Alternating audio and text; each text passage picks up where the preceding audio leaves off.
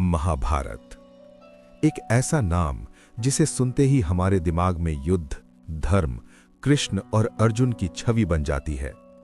बचपन से हमें बताया गया कि ये अच्छाई और बुराई की लड़ाई थी, जहां पांडव धर्म के पक्ष में थे और कौरव अधर्म के। टीवी सीरियल्स, किताबें और कहानियां सबने मिलकर हमारे मन में महाभारत की एक तय तस्वीर बना दी। लेकिन क्या सच में महाभारत इतनी सरल थी? क्या इतिहास कभी इतना सीधा होता है कि कुछ लोग पूरी तरह सही हों और कुछ पूरी तरह गलत? अगर हम महाभारत को सिर्फ एक धार्मिक कथा की तरह न देखकर एक मानवीय कहानी की तरह देखें, तो ये एक बिल्कुल अलग रूप में सामने आती है। ये कहानी है सत्ता की, अधिकार की, रिश्तों की, राजनीति की और सबसे बढ़कर अहंकार की। ये कहानी देवताओं की नहीं, बल्कि इंसानों की कमजोरियों की है। महाभारत का मूल संघर्ष सत्ता से जुड़ा था। हस्तिनापुर का सिंहासन, कुरु वंश का भविष्य और राजगद्दी का अधिकार, यही असली कारण थे जिनसे धीरे धीरे हालात बिगड़ते चले गए। पांडव और कौरव बचपन में साथ खेले, साथ बड़े हुए, लेकिन जैसे जैसे सत्ता का सवाल सामने आया, रिश्ते पीछे छूटते चले गए। युधिष्ठिर को धर्मराज कहा जाता है, उन्हें सत्य और धर्म का प्रतीक माना जाता है। लेकिन वही युधिष्ठिर एक जुए की सभा में अपना राज्य, अपने भाई और यहां तक कि अपनी पत्नी तक हार जाते हैं। ये सिर्फ एक गलती नहीं थी, ये एक बहुत बड़ा नैतिक पतन था। सवाल ये नहीं है कि युधिष्ठिर बुरे थे या अच्छे, सवाल ये है कि सत्ता और प्रतिष्ठा का दबाव किसी भी इंसान से कैसी गलतियां करवा सकता है। भीम को उसकी अपार शक्ति के लिए जाना जाता है। वो पांडवों का सबसे ताकतवर योद्धा था, लेकिन उसकी यही ताकत कई बार उसका सबसे बड़ा दोष भी बन जाती थी।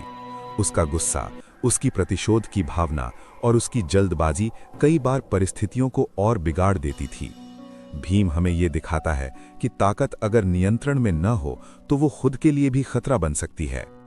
अर्जुन, जिसे इतिहास का सबसे महान धनुर्धर माना जाता है, वही अर्जुन युद्ध से पहले अपने ही रिश्तेदारों के खिलाफ हथियार उठाने से मना कर देता है। वो सवाल करता है, वो टूट जाता है, वो भ्रमित हो जाता है।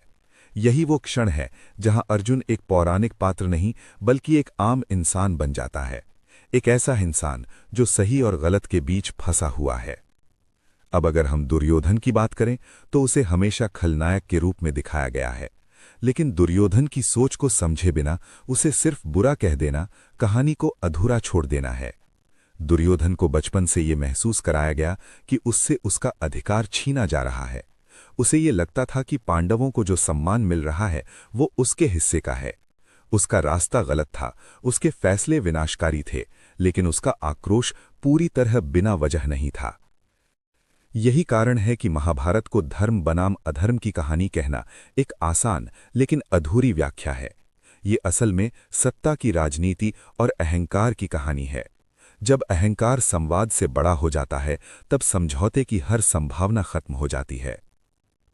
अब सवाल उठता है, क्या महाभारत वास्तव में हुई थी या ये सिर्फ एक कल्पना है जिसे समय के साथ इतिहास का रूप दे दिया गया? इस सवाल का जवाब आसान नहीं है। इतिहासकार और विद्वान इस पर सदियों से बहस कर रहे हैं। कुरुक्षेत्र, जहां ये युद्ध हुआ माना जाता है, आज भी मौजूद है।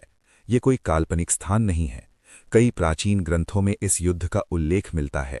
सिर्फ भारतीय ग्रंथों में ही नहीं, बल्कि कुछ विदेशी यात्रियों और लेखकों के विवरणों में भी भारत में हुए एक विशाल युद्ध का जिक्र मिलता है। द्वारका का रहस्य इस कहानी को और रहस्यमय बना देता है। कहा जाता है कि कृष्ण की नगरी द्वारका समुद्र में समा गई थी। आज भी समुद्र के नीचे पत्थरों की संरचनाएं मिलने की बातें सामने आती हैं। कुछ लोग इसे एक प्राकृतिक घटना मानते हैं, तो कुछ इसे एक खोई हुई सभ्यता का प्रमाण। सच्चाई चाहे जो भी हो, ये साफ है कि महाभारत की कहानी किसी गहरी ऐतिहासिक स्मृति से जुड़ी हुई है। महाभारत का युद्ध अचानक नहीं हुआ था, ये धीरे धीरे तैयार हुआ था। छोटे छोटे अपमान, अधूरे समझौते, झूठे वादे और गलत फैसले, इन सब ने मिलकर युद्ध की नींव रखी। अगर समय रहते संवाद को प्राथमिकता दी जाती, अगर अहंकार को पीछे रखा जाता, तो शायद ये युद्ध टल सकता था। सोचिए, अगर सिर्फ 5 गांव दे दिए जाते तो क्या लाखों लोग मारे जाते? अगर सत्ता से ज्यादा रिश्तों को महत्व दिया जाता तो क्या इतिहास इतना रक्त रंजित होता? महाभारत हमें यही सिखाती है कि युद्ध कभी अचानक नहीं होते, वे इंसान की सोच में जन्म लेते हैं। महाभारत की सबसे बड़ी ताकत यही है कि ये आज भी उतनी ही प्रासंगिक है।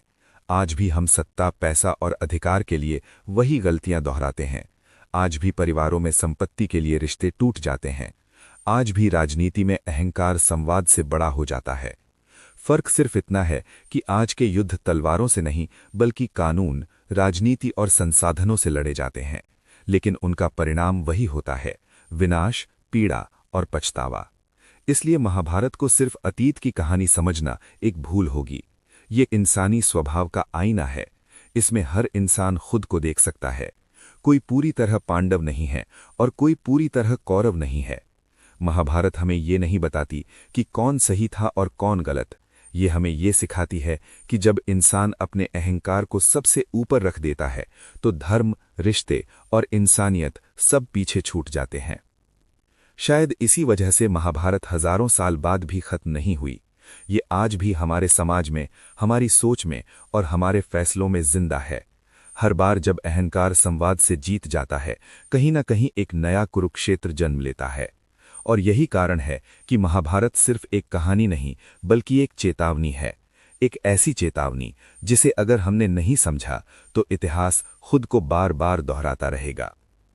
अगले वीडियो में हम गहराई से समझेंगे पांडव और कौरवों के बीच की उस सच्चाई को जिसे अक्सर सरल बना दिया जाता है, क्योंकि महाभारत को समझने के लिए हमें पहले इंसान को समझना होगा। अगला भाग जानने के लिए वीडियो को लाइक करें और चैनल को सब्सक्राइब करना ना भूलें।